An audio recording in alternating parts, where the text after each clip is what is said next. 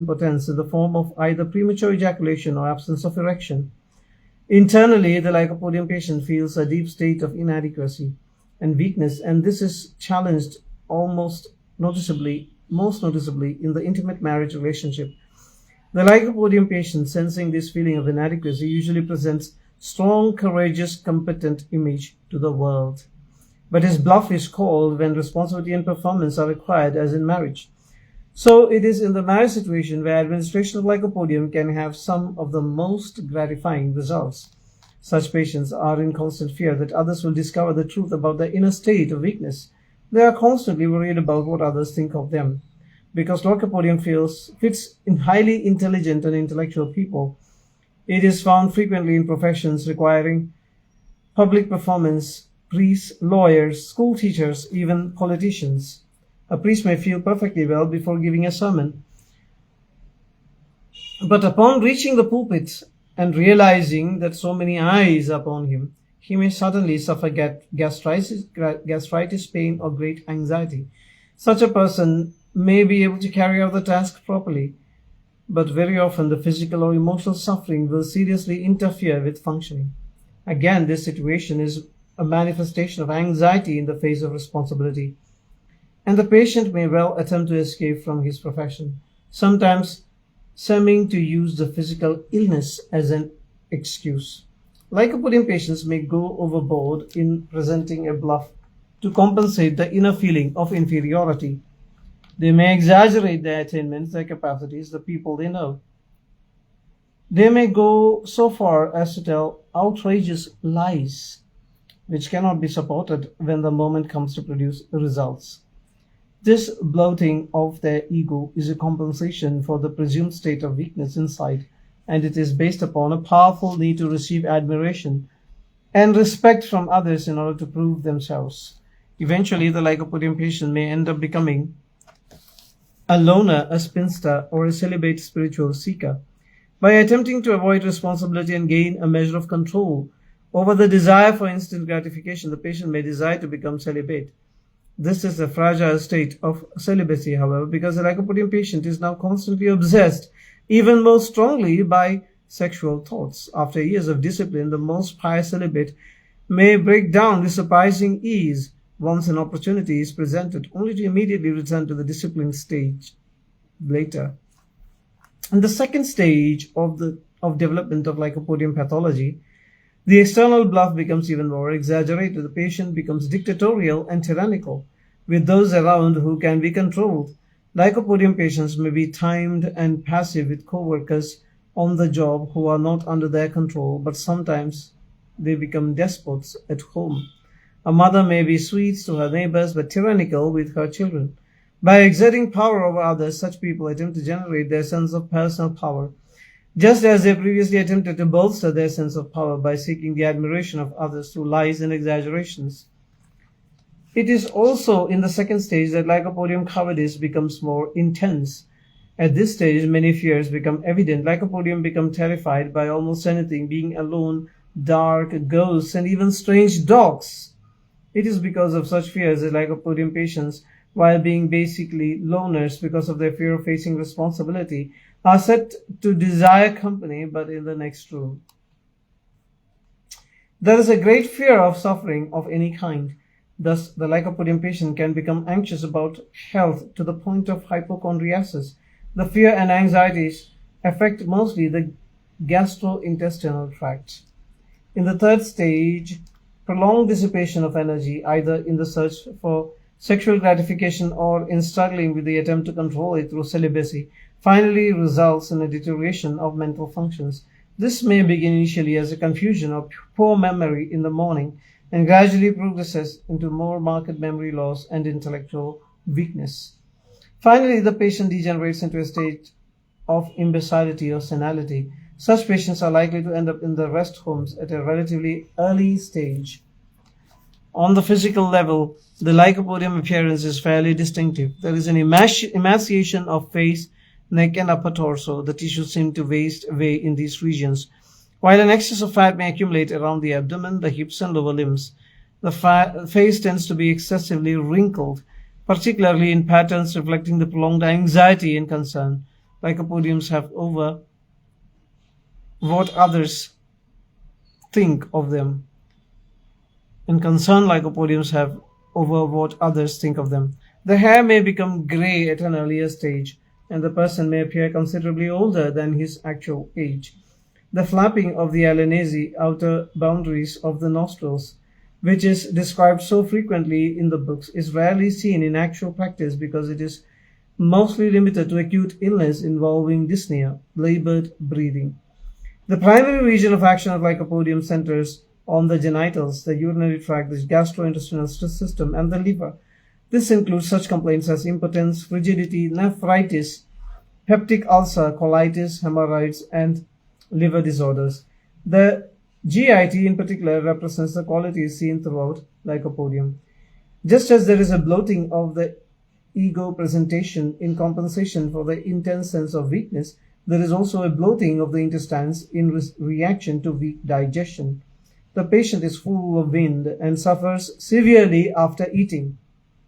Also, just as there is an emphasis on superficial gratification in sex, the Lycopodium patient frequently seeks gratification of the palate by craving foods according to their taste, especially sweets and oysters. Sweets and oysters. This comparison extends even further. The Lycopodium patient feels empty and unsatisfied after coition and suffers excessively after indulging in a meal based on gratification of taste. Lycopodium patients are constantly trying to control their desire for such indulgence. The weakness of digestion is frequently a consequence of a liver ailment. Lycopodium is often indicated in liver dysfunctions, and it's interesting to note that the liver is commonly associated with mental disturbances which fit the Lycopodium image. Lycopodium can be compared with many remedies, of course.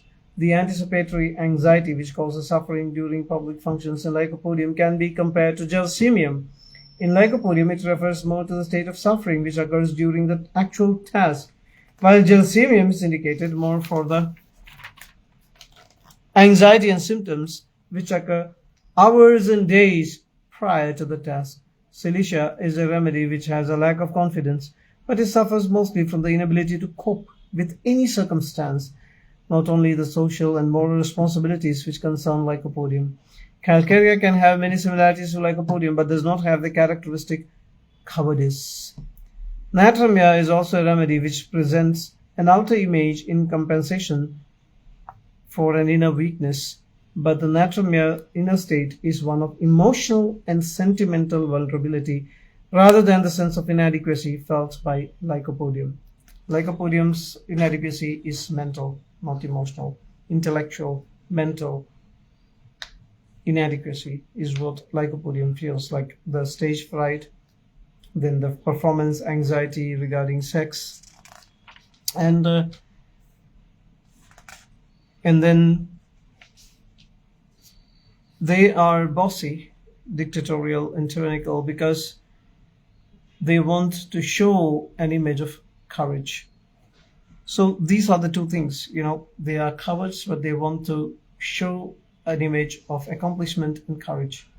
So to hide their cowardice, what they do is they would boast about their accomplishments. They would even say lies about their accomplishments.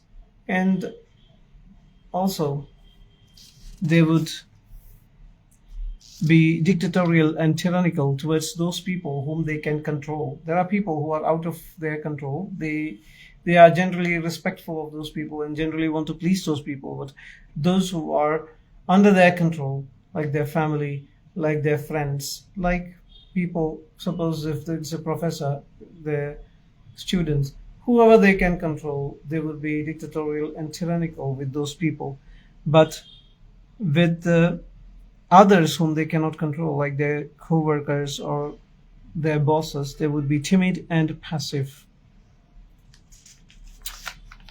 And they do not like to take up responsibilities, basically because they are cowards. They don't feel, they are always feeling that inadequacy, and they don't want to take up any responsibility.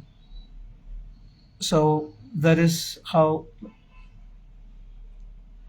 a Lycopodium thinks, if If I get married, I would have to take up so many responsibilities, so it is better to gratify my sexual desire by sleeping with some prostitute, because it does not carry any responsibility.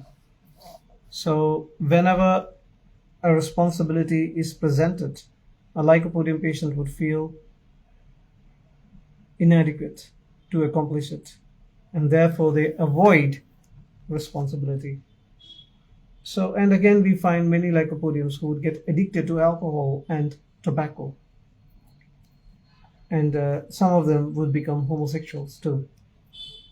So this is how I have made a note of this: capable but coward, because they cannot handle responsibilities. Capable coward who cannot handle responsibilities. So they become boastful and present a image of courage, present brave face. They are dictatorial and tyrannical with those whom they can control, but timid with those who are above them. Poor memory, forgetful,